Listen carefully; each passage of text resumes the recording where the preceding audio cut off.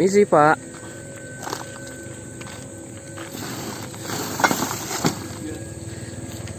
Tinggal di daerah sini ya, Pak? Iya. Oh, saya mau tanya, Pak. Dulu pernah ada ini ya, berita pembunuhan yang perempuan diperkosa terus dibuang di tempat sampah ini ya? Nggak tahu ya kayaknya. Nggak tahu ya. Nggak pernah. Nggak pernah. Di sampah sini. Soalnya saya dengar ya dibuang di tempat sampah sini. Jadi saya mau ambil gambar. Tidak ada Pak, ada informasi. Dulunya sekali. Oh, kalau dulu nggak tahu saya. Sudah ada berapa tahun? Berapa tahun nanti? Yang jelas lama katanya. Oh, sudah lama. Saya tinggal sini 3 tahun lebih dari. Oh, 3 tahun di sini. Sudah 4 tahun ini. Oh iya. Tidak ada informasi dari itu sampai sekarang. Oh gitu. Iya, nggak tahu ya. Oke Pak, makasih. Iya, nggak ada di itu, nggak ada informasi. Mungkin ada tahu. Iya, ini saya ada di daerah belakang Yuti ya. Di sini informasinya katanya Andi Buji pernah ada perempuan ya dibunuh. Iya. Nah itu juga pernah keluar di KKS. Dan saya juga kurang tahu itu tahun berapa. Saya kurang tahu. Cuma pernah lihat. Nah itu pernah keluar di KKS, perempuan diperkosa, terus dibunuh dan dibuang di tempat sampah sih. Dibuang di tempat sampah ini ya. Ini tempat sampah ini sudah berapa tahun kira-kira Pak Mas Andi? Kayaknya sudah terlalu lama juga mitosnya. Jadi kalau malam di daerah sepanjang ini tidak ada yang melintas. Jam berapa itu mulainya? Sekitar jam 10 ke atas. Jam 10 ke atas. Kalau dilihat di sini tuh tidak ada lampu ya? Iya, memang tidak ada lampu. Pakai senter bisa. Itu di belakang ada itu. Jauh itu. Jauh ya? Tidak mungkin saya sampai di sini sepanjang jalan. Iya betul. Atau kita tanya masyarakat di sini ya. Mungkin ada yang tahu berita yang di KKS itu. Halo bro, mancing kah? Oh iya, hati-hati dadah. Ini ada ibu. Iya ibu, semua Yuti nih. Yuti punya. Yuti mana bisa dari sini? Bisa. Nanti belok kiri lagi baru ke pasar. Ibu dari mana kah? Iya tante.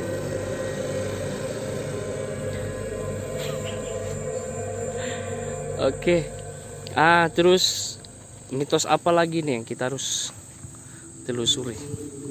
Nah, di situ ada bangunan dia tersendiri. Tersendiri. Iya. Tersendiri dari apa itu? Perumahan-perumahan yang ada di sebelah situ. Jadi tersendiri itu tempat pemotongan sapi. Tempat pemotongan sapi. Sebelah mana itu? Kita bisa ke sana kah? Boleh, langsung ke sana biar lihat sendiri. Oke guys ya, kita bersamaan di Buji akan mengecek tempat pemotongan sapi. Semoga masih ada sisa sapi ya, kita bawa pulang masak. Alhamdulillah. Oke baik. Oke, kita cek dulu perjalanan kita. Ya, begitu lama kita menunggu beberapa orang untuk menanyakan tentang kejadian pembunuhan wanita perempuan yang dibuang di tempat sampah. Ternyata kita belum mendapatkan orang dan akhirnya kita pindah tidak jauh dari lokasi ini, bekas tempat pemotongan sapi. Di sini juga sering ada gangguan-gangguan dari saudaranya Andi Buji. Berikut penelusurannya. Jadi cerita di sini dulu apa ya? Nah ini kan dulu ada saudara saya, Andre Namanya Andre. Pengalaman dia dari dia kan umur tahun kelahiran kan 94. Berarti Ini kan sekitar tadi bilang 24 tahun. tempat ini dari kecil sudah bermain di sini. Jadi dia sering main di sini. Ceritanya tuh katanya siang-siang sering datang main-main dari pulang sekolah, langsung singgah di sini bermain-main. Cuma sering dilempar dengan botol. Siang-siang itu? Iya siang. Tapi entah dari sebelah mana mereka juga tidak tahu. Dari apa botol yang dilempar tuh tidak tahu asalnya dari mana. Ini seandainya kalau ada jalan ini rekantel bisa explore juga nih ya. Pasti. Siang saja bisa ada interaksi, apalagi malam hari. Apalagi di sini kan jauh dari pemukiman masyarakat, ini jauh. Di sana ada perumahan juga tapi kayaknya belum aktif. Yang jelas malam di sini pasti ngeri ya. Pastilah. Terus kalau malam Malam kenapa? malam biasanya ada apa lagi? Kalau malam yang saya cuma tahu informasinya tuh di sekitar jalan ini memang tidak ada yang lewat karena sunyi Ada yang lewat dan ada gangguan juga. karena sunyi. Tapi tidak tahu itu dari perasaan sendiri atau bagaimana juga kurang tahu. Oh gitu. Jadi gitu mas. Terus ada lagi kan? Diskusi.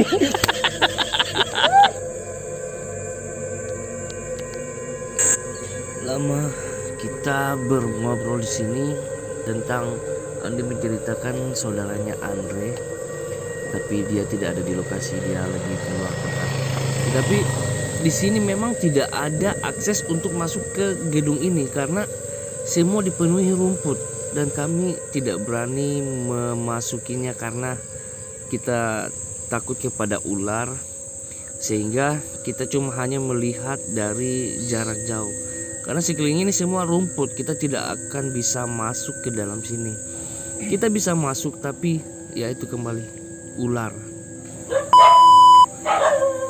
Nah, setelah lokasi pertama, kita mendapatkan lagi informasi lokasi kedua. Di sini dimana anak kecil diganggu oleh makhluk hitam besar yaitu genderuwo. Di belakang rumah hijau ini, di situ ada rumah yang terbengkalai dan anak kecil itu diganggu dan dikejar sampai ke dalam rumah. Ini penelusuran di Jalan Pendidikan Kota Solo. Oke, tadi kejadian itu bagaimana? Cuma kan tidak sempat masuk tadi ya, ada anjing. Iya, jadi situ kejadiannya tuh ada cerita warga juga di situ. Katanya bermain-bermain di rumah tersebut, rumah kosong itu. Tapi ada suara di dalam rumah dan diikuti sampai di rumah. Itu sosok apa yang ikut? Nah itu sosok genderuwo. Genderuwo ya? Iya. Karena saya tanyakan mereka beliau. Yang bermain itu anak kecil? Anak kecil. Jadi anak kecil pulang ke rumah genderuwo ikut ya? Iya. Jadi bilang, jadi dia bisa tahu dari dia tahu dari mana itu di genderuwo? Dia cerita. Dia bilang dia bermain tapi dikejar dari dalam rumah tuh sampai ke rumah dia lari pulang. Masih dikejar? Ternyata masih dikejar lagi sampai di rumah. Sosoknya yang jelas tinggi hitam. Jadi saya tanya sosoknya seperti apa, dia bilang tinggi besar hitam. Ya nantilah kalau ada waktu kita masuk lagi ke sana. Iya. Terus ceritanya apa lagi yang di rumah yang di sini yang tadi? Yang tadi itu ada kakak laki-laki yang tinggal di rumah. Mereka cerita kalau di rumah situ dulunya kosong. Dulunya kosong, terus mereka tinggali. Dan tempat itu juga angker katanya. Cuma karena sudah tinggal, sudah bawa keluarga lain, sudah datang banyak. Nah sudah jadi di rumah itu sudah tidak ada gangguan. Padahal dulunya tuh katanya angker sekali. Dulunya itu angker, tapi tetap mereka pakai tinggal aja. Walaupun ada yang sudah tahu tapi mereka tidak kasih tahu untuk jangan, takutnya mereka takut.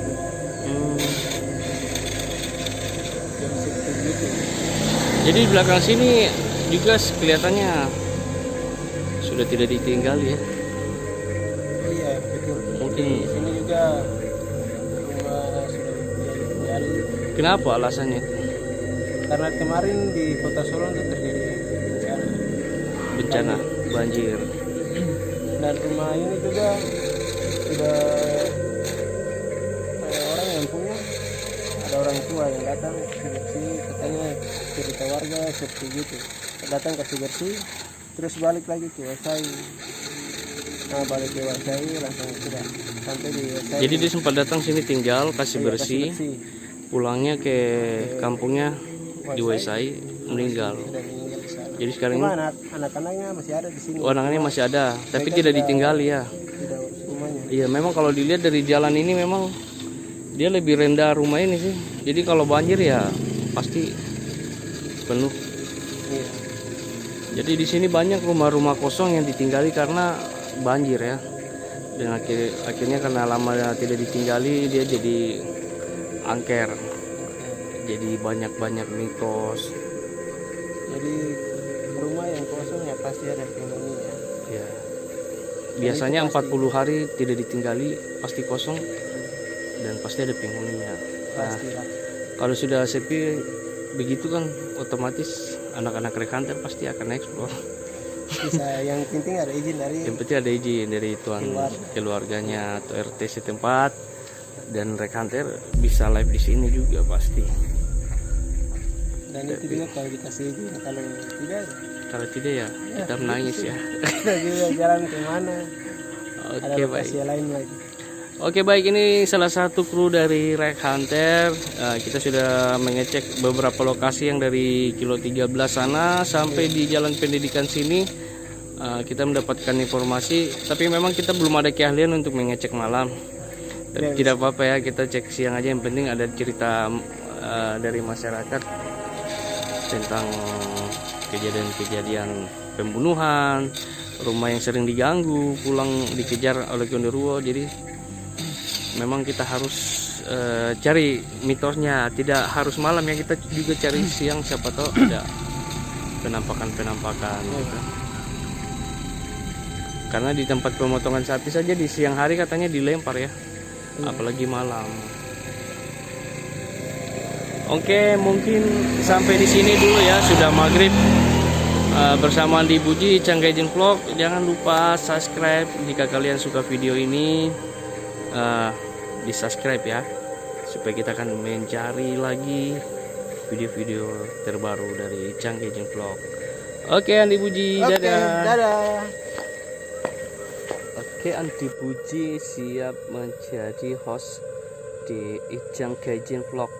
Oke, nantikan ya video-video terbaik dari Canggaijin Vlog yang akan diselenggarakan oleh Andi Buji ini.